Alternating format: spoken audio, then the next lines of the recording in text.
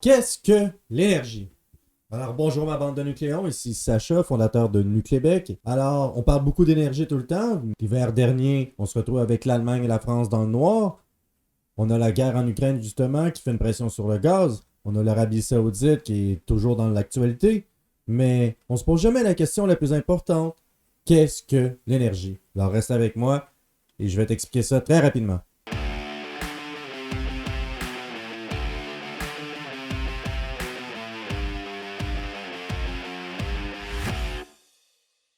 Alors, d'abord, l'énergie, c'est une échelle de mesure. Bon, donc on mesure quoi? On mesure le changement dans un système. C'est sûr que dit comme ça, c'est pas la chose qui semble être le plus intéressant. Mais je te dis, attends, tous les jours, tu mesures l'énergie. Quand tu manges ton déjeuner, tu regardes les calories, et bien ça, c'est une échelle de mesure. C'est le nombre de quantité de quelque chose qui va après ça se transformer en mouvement. L'énergie, essentiellement, elle est mesurée et étudiée par le monde de la physique. Le monde de la physique de la thermodynamique.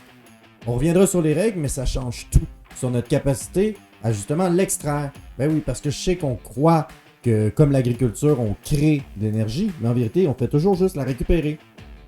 Donc l'énergie, elle est là, puis on la siphonne, essentiellement.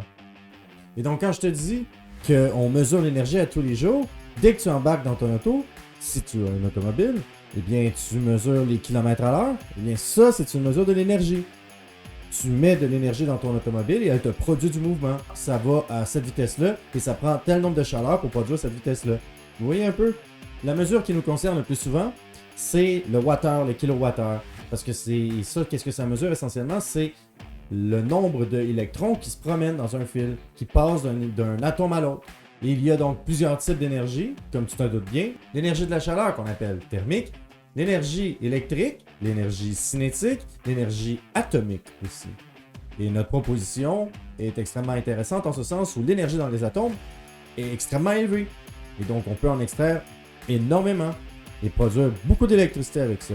Et nous, ce qu'on fait, c'est qu'on transfère les types d'énergie. On transforme de la chaleur en mouvement, en électricité. Le mouvement, c'est de l'énergie cinétique. Et d'où est-ce qu'elle vient l'énergie? Eh bien, elle est partout.